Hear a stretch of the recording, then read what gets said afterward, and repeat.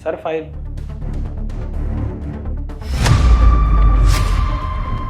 बहन, सर ये किसकी फोटो है? ये मेरी बीवी है। और साहब ये मेरी बहन है। मैंने इसको शहर पढ़ाई करने के लिए भेजा था, लेकिन काफ़ी टाइम से ये घर नहीं आई है। मैंने इसे कई जगह ढूंढा पर ये मिल नहीं रही है। ये क्या फालतू बकवास कर रहा है? इसके भाई को बहुत अच्छे से जानता हूँ मैं। आप जानते हो इसके भाई को?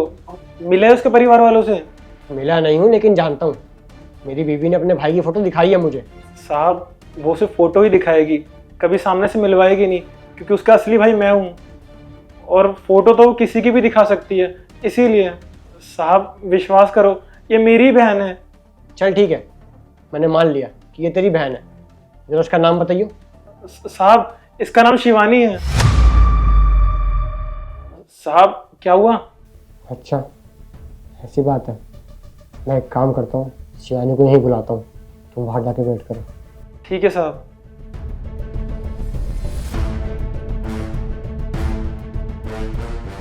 हाँ शिवानी सुनो मेरी बात, तुम एक काम करो, जल्दी से मेरे ऑफिस आ जाओ।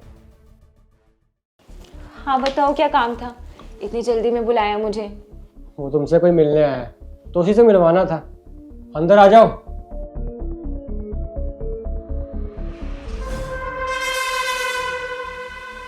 शिवानी इनसे मिलो, ये हमारे ऑफिस के सिक्योरिटी गार्ड है।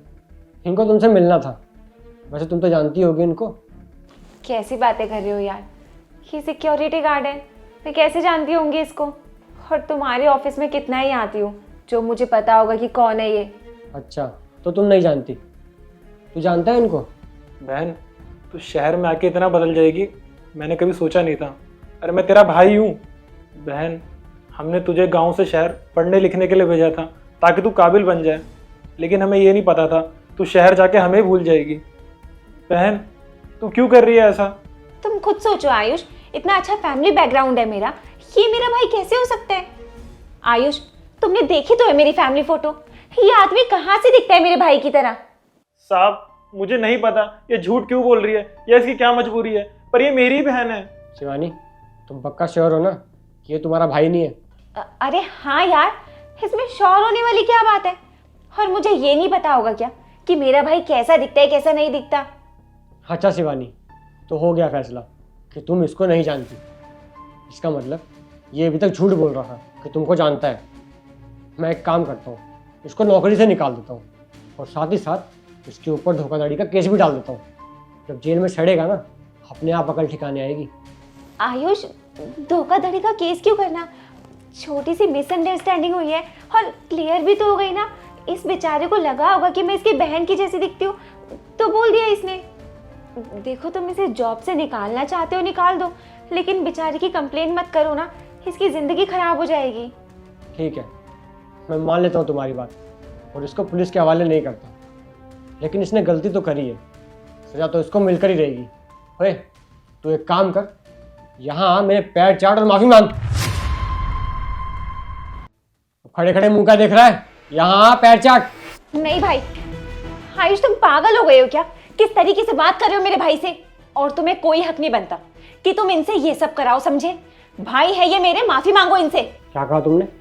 तुम्हारा भाई है, उनसे माफ़ी मांगो? सॉरी भाई, मुझे माफ़ कर दो कि मैंने तुमसे इतनी बदतमीजी करी। मुझे माफ़ कर दो, मुझसे गलती हो गई। पर ये सब करना भी तो ज़रूरी था, सच जानना था, क्योंकि मेरी बीवी शायद भूल गई है कि उसका पति उसका चेहरा पढ़ना अच्छे से जानता है, कब सच बोल रही है कब झूठ बोल रही है। और ये बदतमीजी भी मैंने इसलिए करी ताकि तुम्हारा सच सामने आ सके।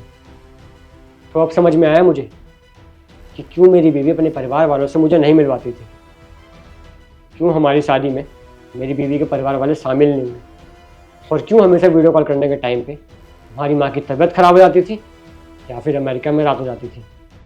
तो ये है मेरी बीवी का असली चेहरा। धोखेबाज है मेरी बीवी, और सिर्फ मुझे ही नहीं अपने परिवार वालों को भी धोखा दे रही थी। शर्म आनी चाहिए तुम्हें।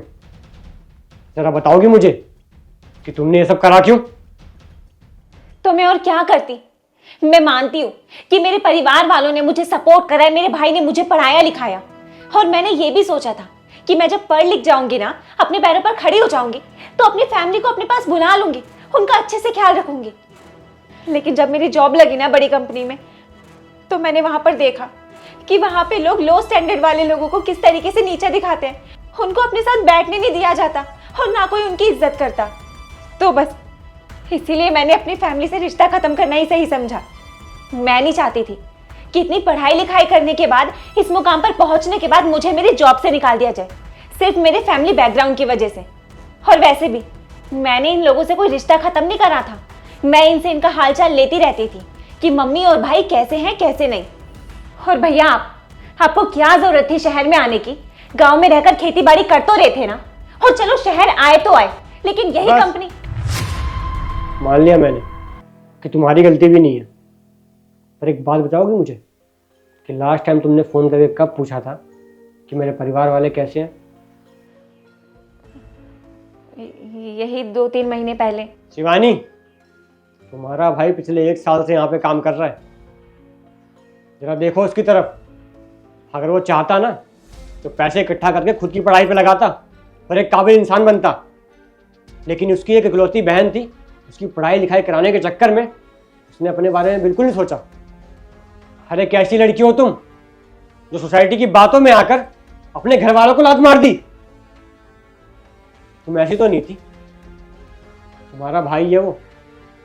जहाँ गांव में लड़कियों को पढ़ाया लिखाया नहीं जाता, वहाँ समाज के ताने खा खा के इस भाई ने तुम्हें पढ़ाया। उसने सिर्फ तुम्हारी खुशी के लिए अपने करियर को लात मारी और तुम्हारा करियर बनाया ताकि तुम लाइफ में उसका साथ दे सको आगे चल के। अरे जिस सोसाइटी की तुम बात कर रही हो ना, उस सोसाइटी में खड़े होने लायक भी इन्होंने तुम्हें बनाया। और पहली बार ना मुझे अपनी पसंद पर रिग्रेट हो रहा है। अगर मुझे पता होता कि तुम ऐसी लड़की हो तो जिंदगी में तुमसे बात नहीं करता, रिश्ता तो दूर की बात है। आयुष मुझे माफ़ कर दो। देखो मैं नहीं चाहती थी कि तुम मुझे रिजेक्ट कर दो मेरी फैमिली बैकग्राउंड की वजह से। और मेरी फ्रेंड्स ने भी बोला था मुझे कि अगर तू इसको सारा सच बता देगी ना तो ये तेरे से कभी शादी नहीं करेगा। मैं डरती थी कि मैं तुम्हें खो ना दूँ, बस इसीलिए तुमसे सच छुपाया करती थी। अरे तुम्हारी फ्रेंड्स कितना जानती है मेरे बारे में? मुझे तुम्हारे परिवार वालों से शादी करनी थी क्या? मुझे शादी तुमसे करनी थी। मुझे फर्क नहीं पड़ता तुम्हारे परिवार में कोई कैसा है कैसा नहीं। मुझे फर्क इस चीज से पड़ता है कि तुम कैसी हो, तुम्हारा नेचर कैसा है।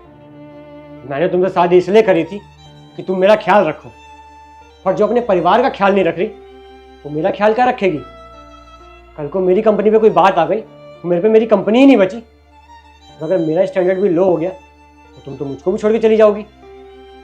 नहीं, मैं ऐसी लड़की रिश्ता रख ही नहीं सकता जो सिर्फ मेरा स्टैंडर्ड देख के मेरे साथ है। बस अब बहुत हो गया। मैं आज के आज तुम्हें डाइवोर्स देता हूँ। तुम जाओ, उन्हीं के साथ रहो जो तुम्हारा स्टैंडर्ड मेंटेन करते हो और तुम्हारी सुनते हो। निकलो। नहीं आयुष, प्लीज़ मुझे डिवोर्स मत दो। मैं मानती हूँ मैंने बहुत बड़ी गलती करी है, और हमारे रिश्ते में ना मैंने बस यही बात आज तक छुपाई है और कोई बात नहीं छुपाई। और मैं तुमसे वादा भी करती हूँ आगे मैं तुमसे कोई बात नहीं छुपाऊंगी। प्लीज़ मुझसे रिश्ता मत ख़त्म करो।